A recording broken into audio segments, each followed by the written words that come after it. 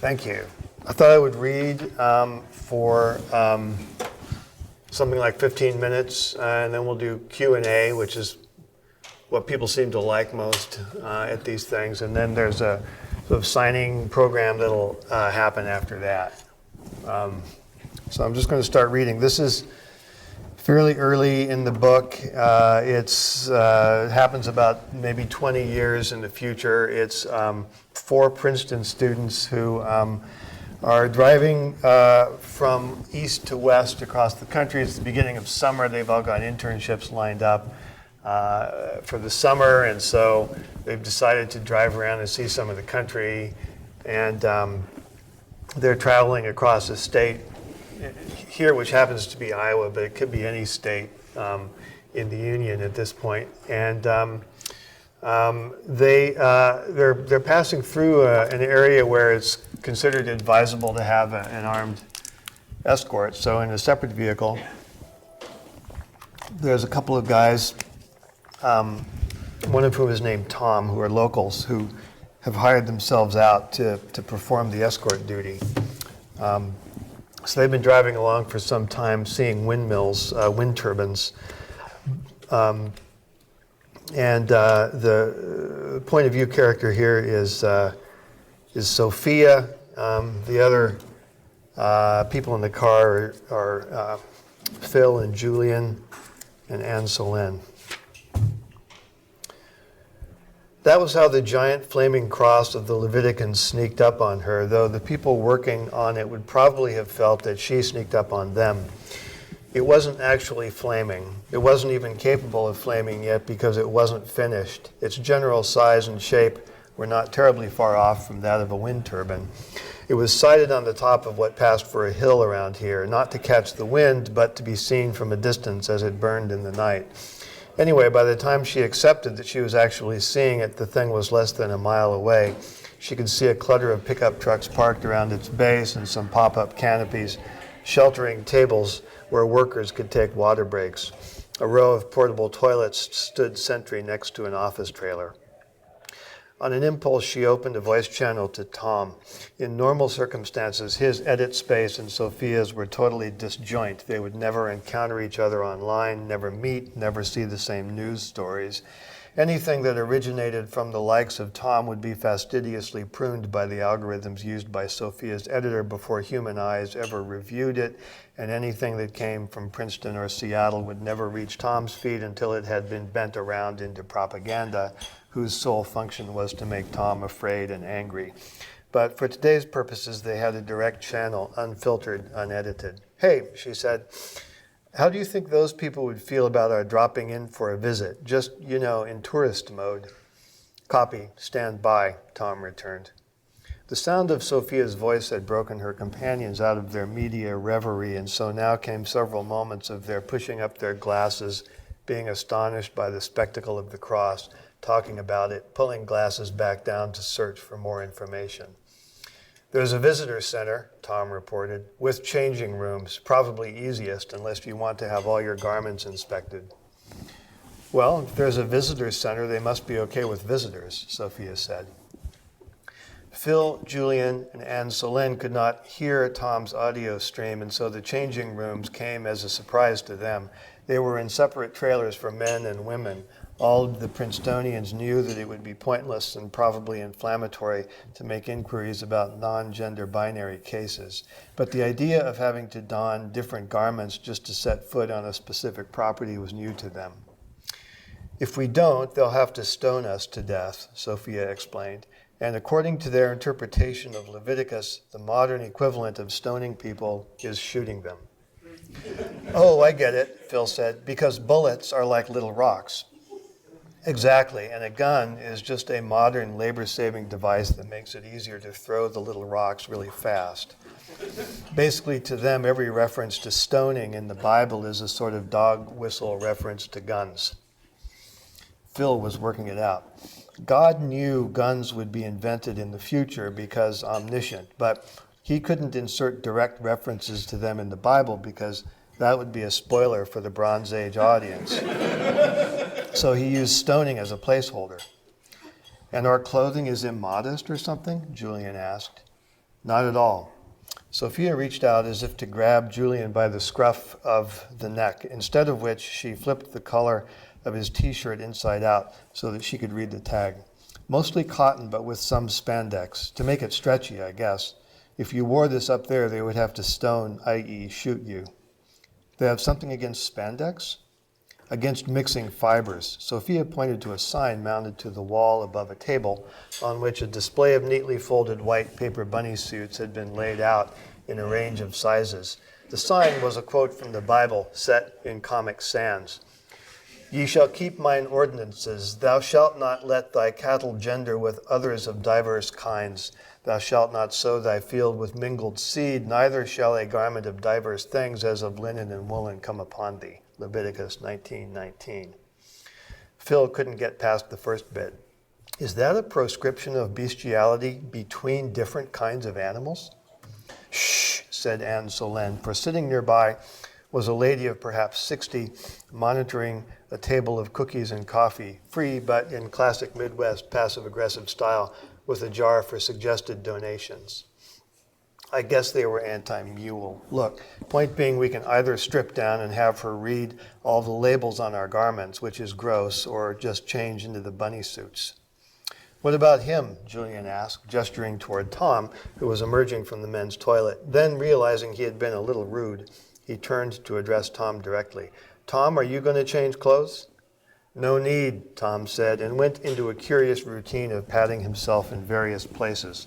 All of his garb was tactical, mil-spec, rugged, and grueling, even down to suspenders and socks. All of the tags were on the outside, not concealed in collars and waistbands as was the normal practice, which wasn't obvious because the tags were tactical, camo, olive drab, or what have you, so that they wouldn't stand out in a faraway sniper's scope like stars in the night sky. The Princetonians now all felt at liberty to approach and examine. The lettering and logos on the tags were subdued tactical colors and difficult to read until you got close. But all of them, along with the manufacturer's logos and the incomprehensible laundry glyphs, bore a symbol consisting of a block letter L with a crossbar near the top and flames coming out of it. It's just easier to wear Levitican-approved shit, he explained, because of where I go in the line of duty sometimes. So you don't believe it? Phil asked. Oh, fuck no, said Tom, but they do, and it's real good clothing, tactical. They changed into bunny suits, but not before the cookie warden had beckoned Sophia and Anne Solène over to the refreshment table and asked them, sotto voce, whether it was for either of them that time of the month. Both answered in the negative and exchanged a look meaning, let's just not even go there. Later, they could consult Leviticus as to what limits and penalties might apply to women who were on the rag. Oh, the KKK libel. Good question. Glad you asked. That is one of the greatest misconceptions, said Ted, son of Aaron, as he was identified on the name tag clipped to his 100% cotton tactical bib overalls. He removed his gleaming white hard hat as if the mere mention of the KKK libel had put him at risk of blowing his stack. The warm summer breeze streamed through his thinning gray hair and might have evaporated a small fraction of the sweat streaming over his scalp.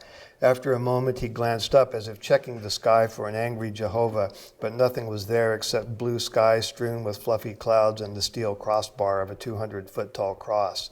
Not currently flaming. The pipe fitters had not finished the work needed to conduct natural gas out to its system of burners.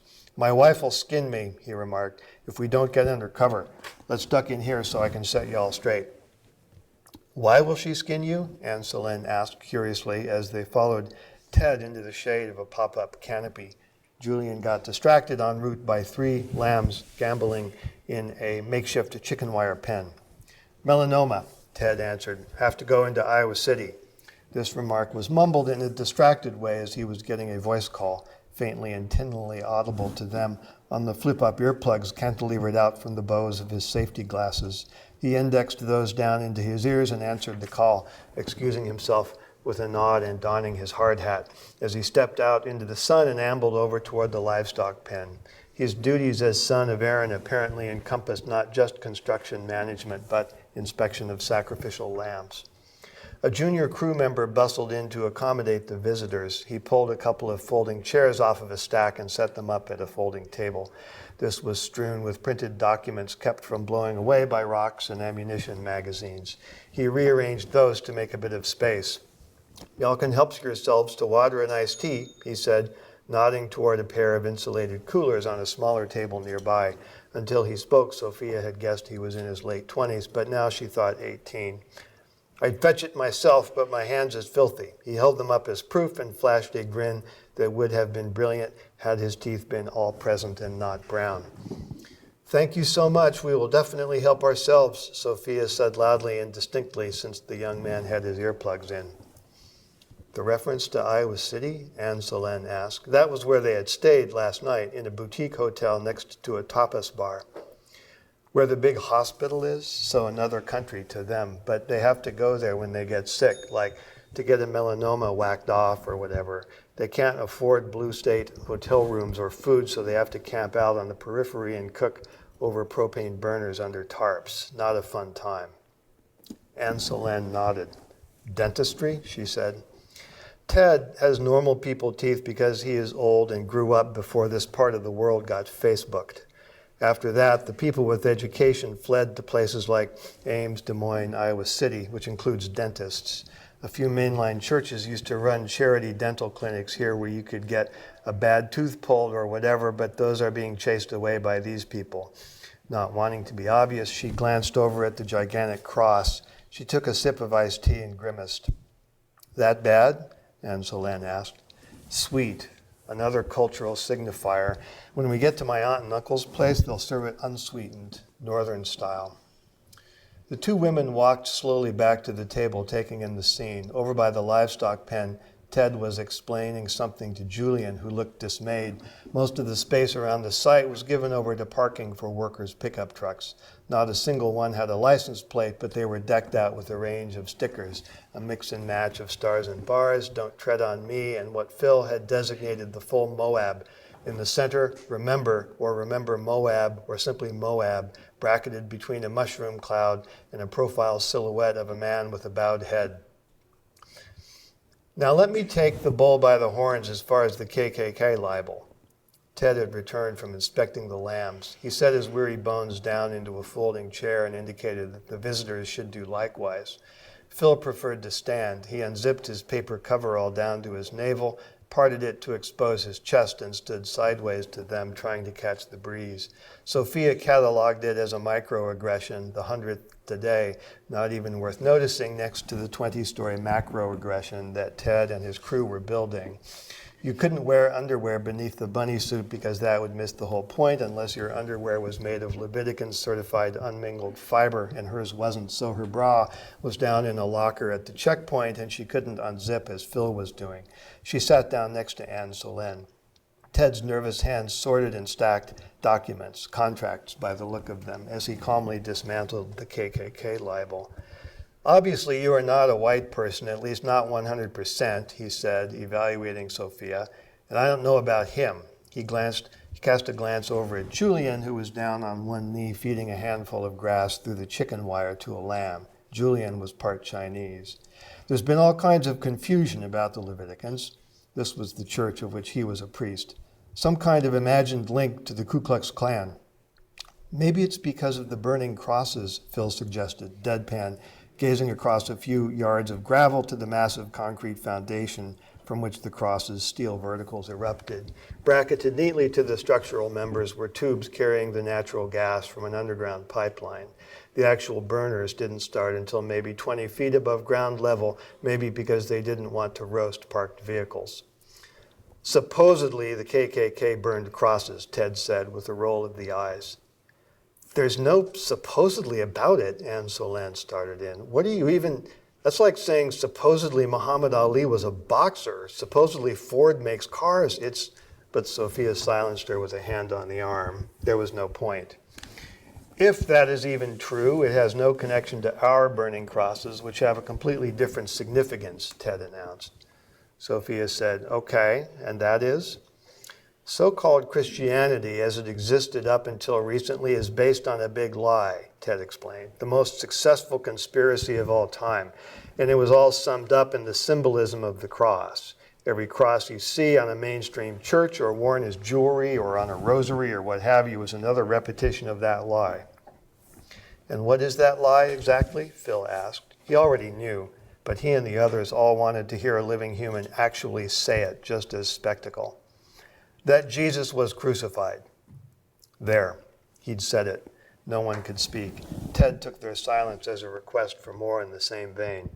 That the Son of God, the most powerful incarnate being in the history of the universe, allowed himself to be scourged and humiliated and taken out in the most disgraceful way you can imagine. Taken out means murdered? Anne Selene asked. It was a rhetorical question that Ted answered with the tiniest hint of a nod. The church that was built on the lie of the crucifixion, Ted continued, had two basic tenets. One was the lovey-dovey Jesus who went around being nice to people, basically just the kind of behavior you would expect from the kind of beta who would allow himself to be spat upon, to be nailed to a piece of wood. The second was this notion that the Old Testament no longer counted for anything. We have exposed all that as garbage, nonsense, a conspiracy by the elites to keep people meek and passive. The only crosses you'll see in our church are on fire. And the symbolism of that has nothing to do with the KKK. It means we reject the false church that was built upon the myth of the crucifixion. So to be clear, all Christianity for the last 2,000 years, Catholic, Protestant, Orthodox, evangelical, is just flat out wrong, Phil said. That is correct.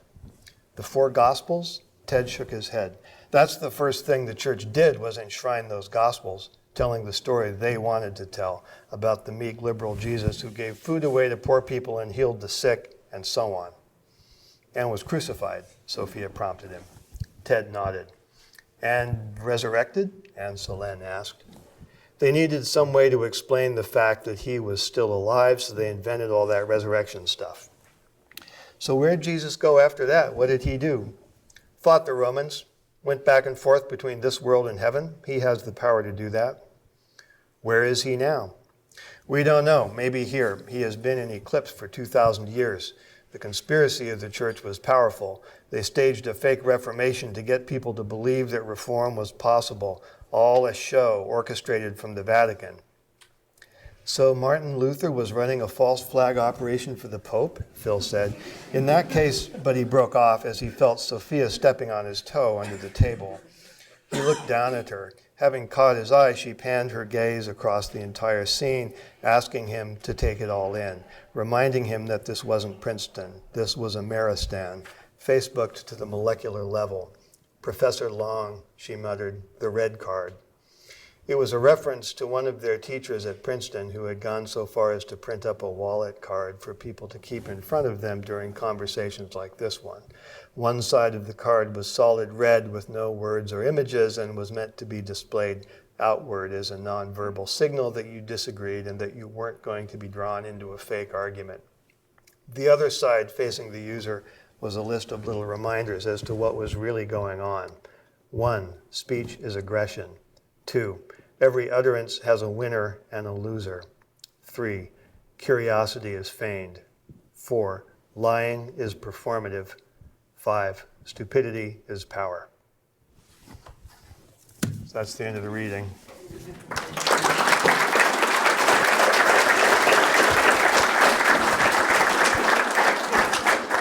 Thanks. So after that cheerful introduction, it's time to do questions. Hi, Neal. Thanks for coming to Google. My question has to do with your book, Fall. And I was curious, when you were working on your book, did you consult with any cognitive neuroscientists?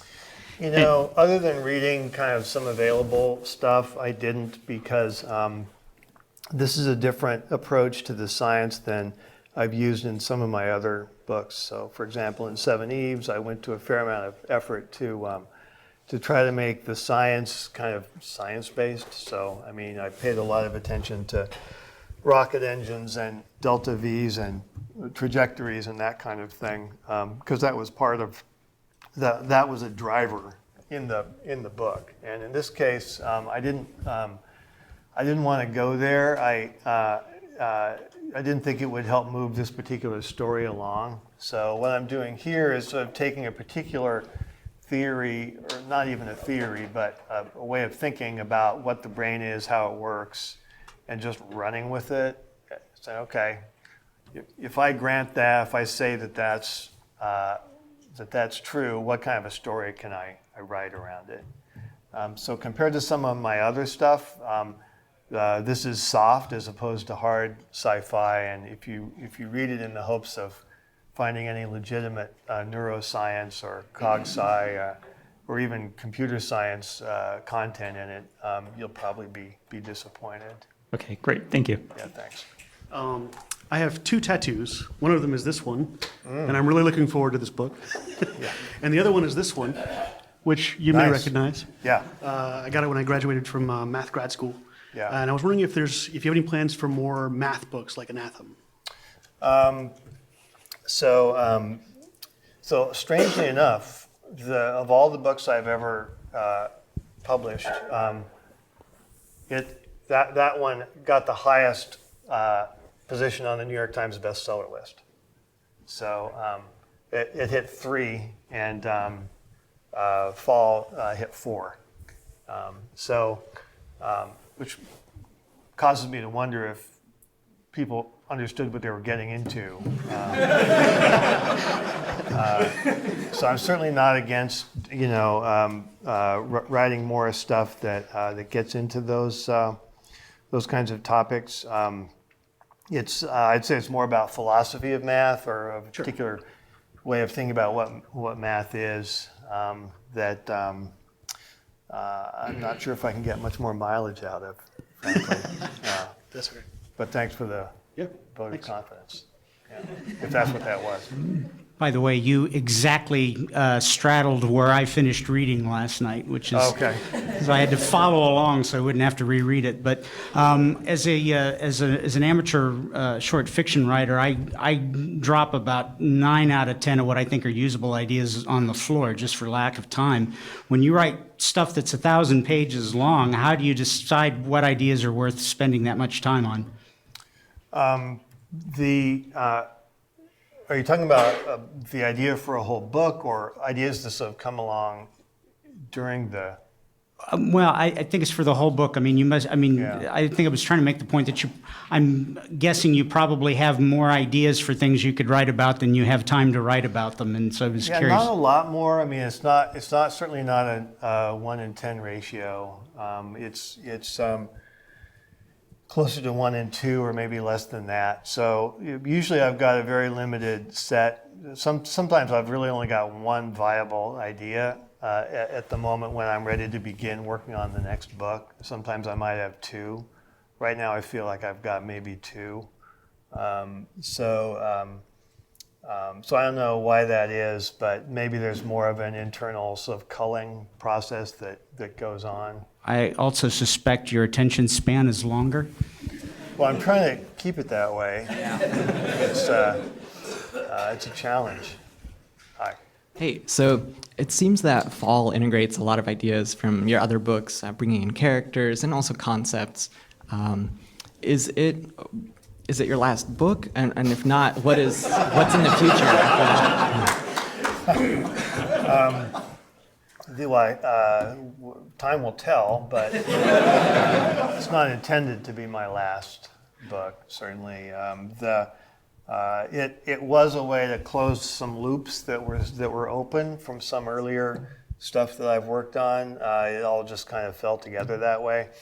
And then I've got some notions on what to do next, but it felt good to sort of close some of those open action items, and maybe move on now to more new stuff.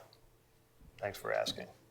Hi. Hi. I was wondering if, because I think a lot of other fantasy sci-fi authors have moved away from the really large books, whether I guess it helps with sales or shipping costs, or I don't really know why, but you have not. And I was wondering why your books tend to be so long. Because my guess is that there's a conscious decision not to split them into sequels. Yeah. So I was wondering if that helped with the writing process, if that's just not the kind of writer you want to be, or if there's another reason. Yeah, I think so. You're right about the splitting. So the Baroque cycle internally is 8 books. Cryptonomicon internally is 2 books. Reamde is 2, and Fall is 2. So back in the day, it's possible that instead of a smaller number of great big fat books, that I would have been published as a great big shelf of paperbacks.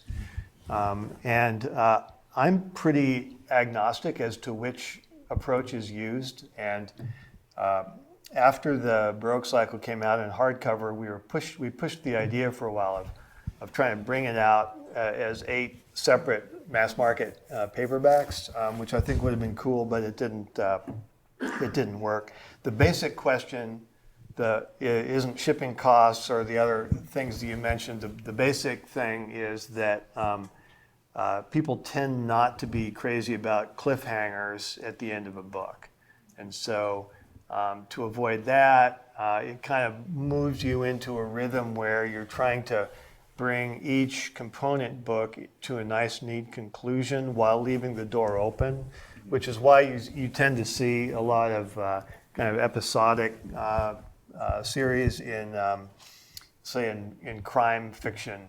At the end of each book, the crime gets solved, and so it's not a cliffhanger, but the door is still open for that detective to go solve some other case in the future. So, in my case, the stuff that I write tends not to break down that way. There's always it always would feel somewhat cliffhanger-ish, and so that's why these things tend to get combined together into big books. Also, people just like large. You look at Game of Thrones, or I was watching Chernobyl last night. That's a multi-hour experience. People love that. Mm-hmm. People like big, immersive things that they can get into and spend a lot of time with. So, Gotcha. That makes sense. Thank you. You're welcome. Hi. Hi, I'm Asim Williams, a junior now, computer science major at Howard University. I've just gotten into the space of reading science fiction, and I've actually just started reading Snow Crash, which is my introductory to your work. But as a prolific writer in this space, how do you think about looking at technologies now and seeing which ones are going to be influential and important in the future and what consequences they're going to have, for better or for worse? And when you try to think of ideas that you set 20 years or however long in the future, do you use a historical background, or do you look more at observing what's happening now and then just thinking what you think would intuitively happen next? Well, I think reading history is always super valuable. I think it's the most valuable thing you can do as prep for fiction writing. I have in books like Snow Crash, The Diamond Age, I tend to throw out a lot of ideas. It's kind of a shotgun approach where, every page has got multiple ideas on it that seem like they would make sense. And what has happened over time is that some things have actually been implemented in the real world that in some cases resembles some of those ideas. So Google Earth being a pretty conspicuous example. So then you get into this question of, first of all, there's a whole bunch of ideas in those books that didn't get implemented, that never became reality. And people are very generous to me and very kind in ignoring all of those. And then a lot of the stuff that does seem like it got implemented, you can ask the question of, it's kind of obvious, right? I mean, so Google Earth, is a thing that certainly would have been implemented and created, regardless of whether anybody wrote about it in a science fiction novel.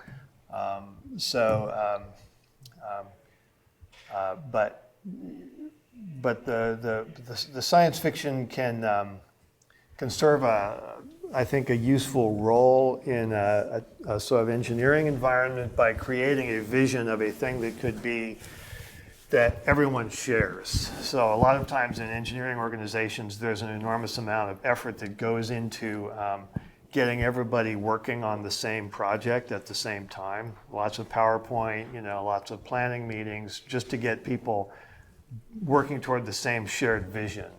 And that can be very expensive and tedious and failure prone, but if something like that can be summed up in a fictional setting, that people read the book and they say, okay, we're doing that. See page 85, what happened there, that's what we're doing. And it sort of enables, in some cases, makes it possible to bypass a lot of the bureaucracy of engineering and get people kind of working on a shared idea. Good afternoon. Really enjoyed Fall. I had a thanks. question about the trajectory of Fall. Uh-huh. About halfway through, you start exploring mythology more within the digital realm. Uh-huh. And, coming from Moab and Ameristan, it kind of loses a little bit of that external digital world. Yeah. So I'm wondering about that decision. Uh-huh. And also kind of, it seems like the characters within that second half, you've kind of set up large characters in a few places, but a lot of the characters coming in end up in fairly small roles. You haven't expanded like the universe of how many people are interacting there. And so I'm wondering kind of why you made those choices versus, perhaps different ones that might have made more minor characters more powerful or whatever. Yeah, so the book does take a decided turn towards the middle, where it stops being the sort of near future techno-thriller kind of style of book set in our world and turns towards being more of a high fantasy novel that is set in bit world, the kind of digital afterlife. And this was always part of the plan. But I ended up discussing it quite a bit with my publisher and other people I sort of trust to give me good advice about things, because it is for a lot of readers, it's an unexpected direction that the story goes in, and a lot of people who may be happy reading the techno-thriller part of the book suddenly find themselves reading something very different, and it's a bit of a weird shift. So I did some tinkering with it to kind of even that balance a little bit, and ended up with the result that you see there. And I think a lot of it is just what you're interested in. So the stuff about Moab, Ameristan, the stuff that happens in the real world in the first part of the book is me trying to tee up some things that will then pay off in an indirect way later. And I'm sort of the plot imposes on me kind of a requirement that I need to be writing. The chronology forces me to write things in the near future, starting a few years from now and continuing to maybe 20 years from now and beyond. So I'm trying to do my best to come up with a future that I feel is plausible and that follows from where we are now.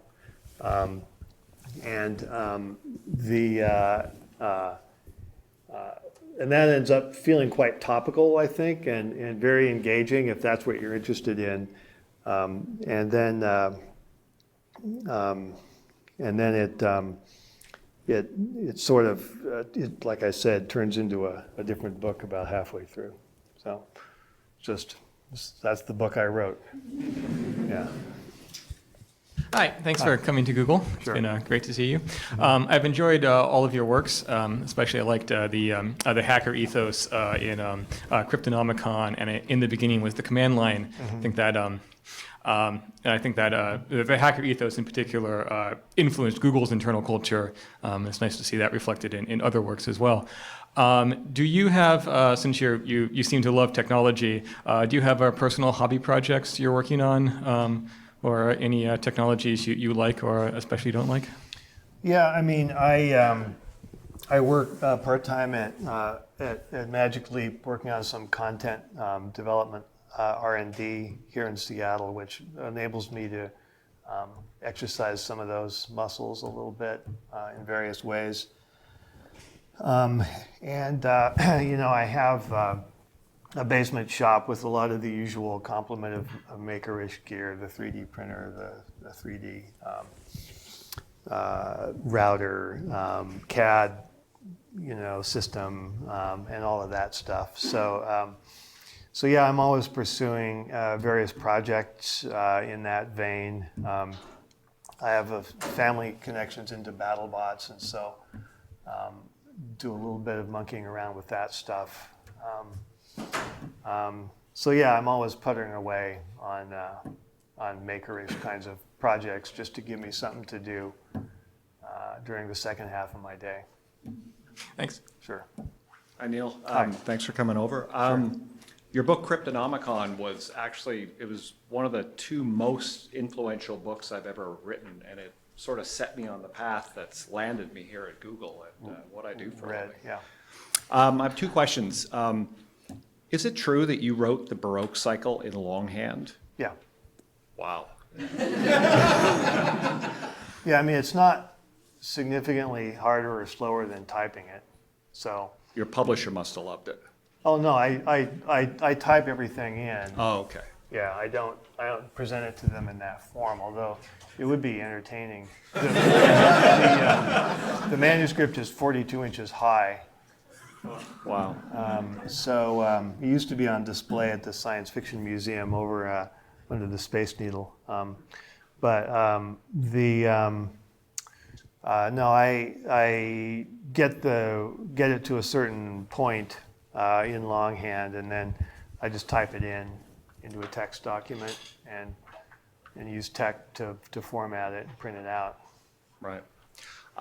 Secondly, I have a question about one of your recurring characters, and I'm sure you know who it is. Can you talk at all about Enoch Root? Well, sure, but I prefer not to get into him too directly or pointedly, because part of what I think people find interesting about him is the sort of the mystery and what the hell is this guy kind of thing. But he just wandered into the Baroque cycle very early because I felt it would be a good thing to have a wizard. Always is. It's always like, how can you go wrong having a wizard? But I wanted him to be my wizard, and for him to have some characteristics that differentiated him from other literary wizards. And so he just kind of took shape over time, and he shows up in fall. And I think if you read Fall, you can gather some hints as to kind of what's going on with him a little bit. There's the biblical Enoch is a sort of a curiosity in the Bible, because he's early enough in the Bible that they're still telling you when everybody dies. Like the first, dozen or so characters who show up in the Bible, when they kick the bucket, it says how old they were and when it happened. But Enoch never dies in the Bible. Ah, okay. It just I thought you were says, going to say Enoch Root never dies. yeah. So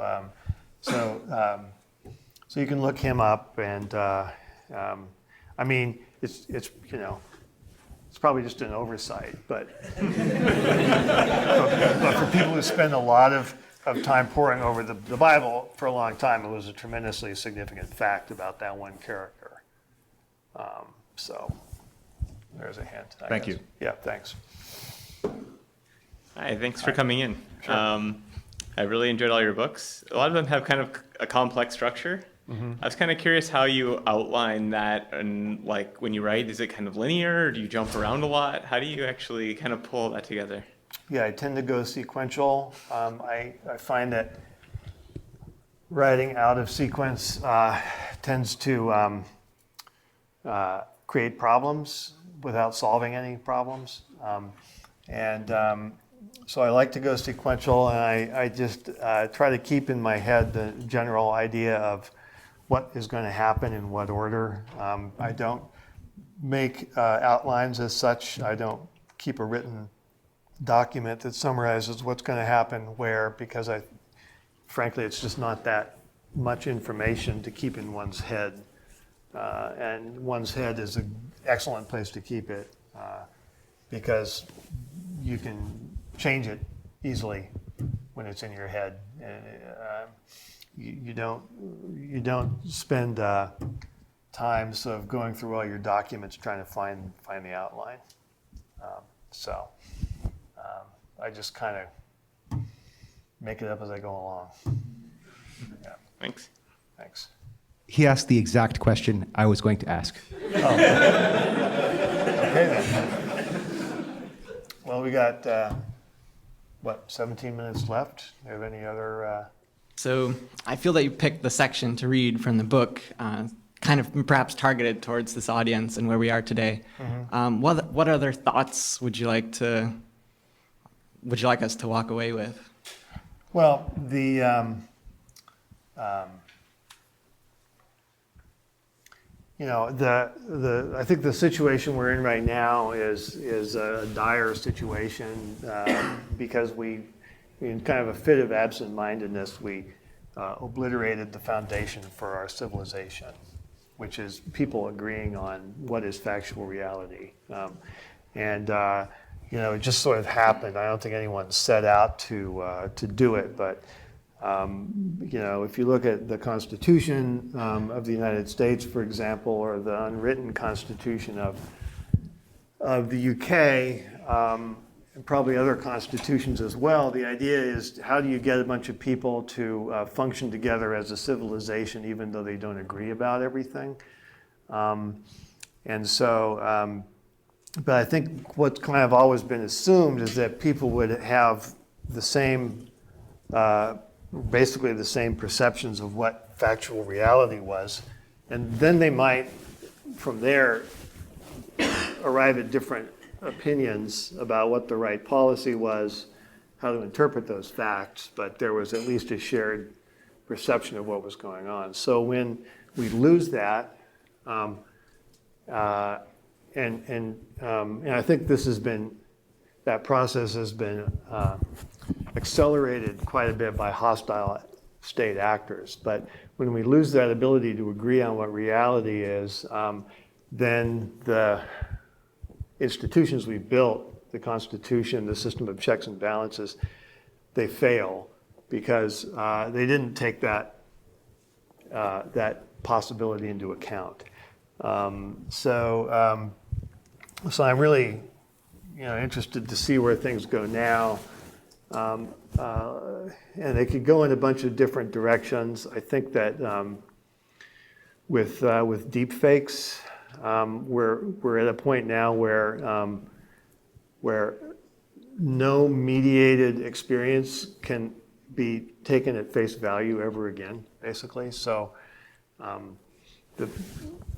when television came along, or even radio came along, it began this process where millions of people could kind of share experiences or sort of through media know things at the same time, and that's over now, which is really interesting. So now the only things you can know and be sure really happen are things that you personally experienced. Like if you're in the room with somebody when they say a thing, you can be pretty sure that they said it. But if you saw it on a screen, you have no idea. It could be a deep fake. So I think that's a really interesting, premise for science fiction going forward is what does society look like where you can't trust or believe anything that you haven't seen with your own eyes? Because the opposite of everything that has happened since the advent of radio and television. I hope we'll find a way through and that we'll adapt to it as a society. But right now I'm kind of doing a lot of thinking about where that could take us.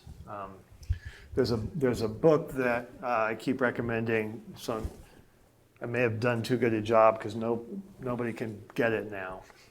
But it's called A Culture of Fact by Barbara Shapiro. And it's about where the idea of facts came from.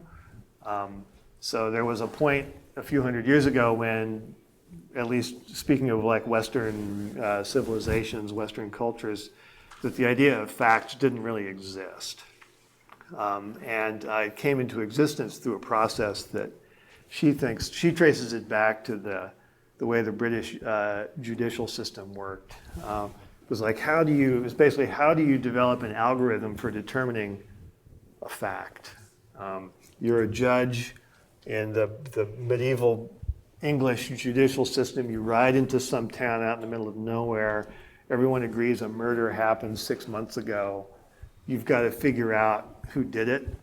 There's no physical evidence. There's no recorded evidence. So you've got to establish the facts of the matter through an algorithmic process that starts with swearing people in and interviewing them and throwing out certain kinds of evidence like hearsay evidence that are deemed unsound, and impaneling a jury and all that.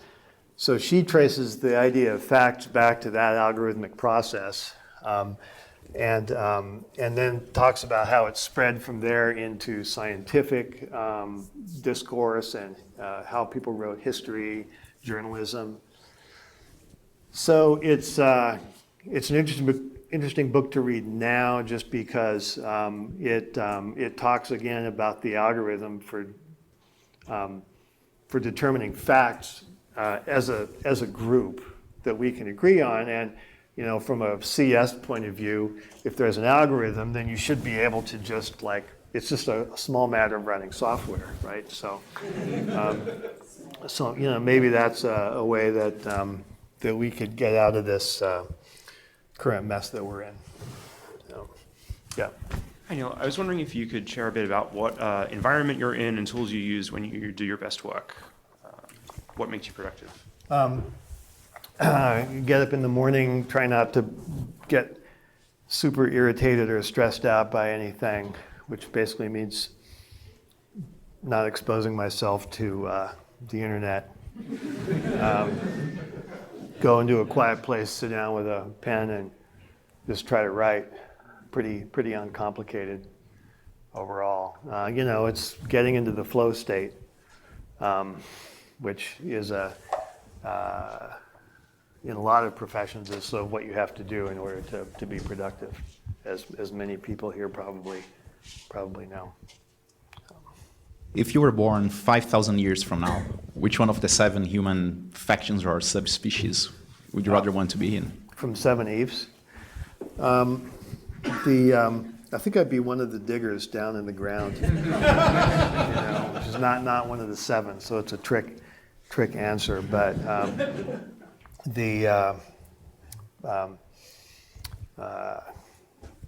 don't know. I mean, they're all different. That's part of what makes the book hopefully interesting to people is asking that exact question, right? Probably one of the people down in the hole. Thanks. Hi. Hi.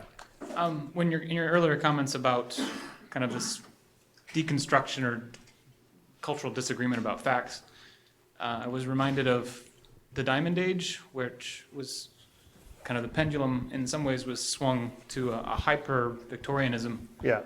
And I'm wondering, are those are those themes related? I mean, or I just basically, are they related? Do you see a pendulum in time in terms of our cultural kind of agreement on? Yeah, I mean, in Diamond Age, it's cleaner in a way because people have just drawn boundaries and set up clear distinctions. So if you see somebody who lives in a particular place, dresses a particular way, you pretty much know everything about them, their culture, what they believe, and so on. And so, and that's not what we've got now, right? We're in this weird blended kind of situation where, you can encounter someone at random who just has this radically different view of it's the Thanksgiving dinner problem, and so yeah, it's a related topic, but at the time I wrote that, I thought I was sort of engaging in humorous exaggeration. I didn't think it was going to happen. So, thanks. Yeah. At risk of forcing you to generalize too much how you feel, would you say you've gotten more or less optimistic with time? And are there any things that in particular give you hope that our problems are soluble?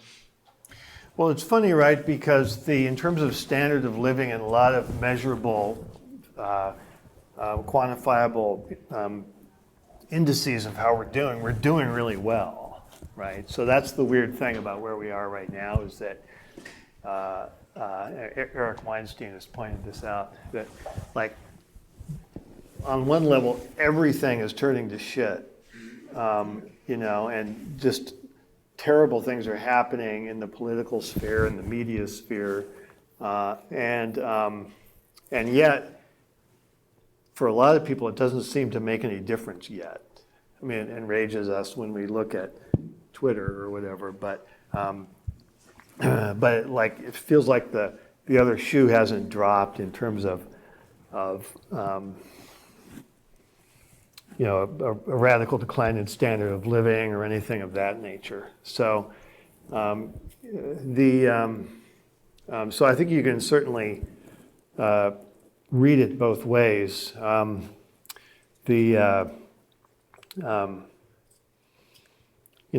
now I'm super concerned about some of the topics I've been talking about.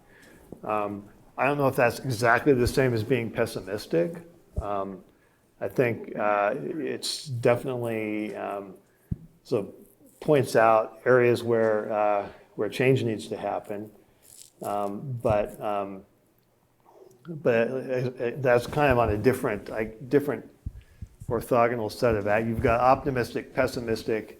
You've got sort of complacent versus totally enraged. So I think I'm in the kind of enraged, optimistic quadrant, if that helps. But I don't know if that's a rational place to be.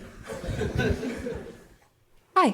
I have a follow-up question actually about the process of transcribing your work from written to digital form. Yeah. So I was curious how much editing, if any, you do during that process? Because I know for myself in things that I write, I write purely digitally, and you can almost feel constrained when you're editing by what you already have on the page. Yeah. And so I was wondering if you found yourself either wanting to or holding yourself back from editing while doing that transcription from one medium to another. Well, I usually do some editing by hand with pen, which goes really fast because you can just scratch things out or whatever.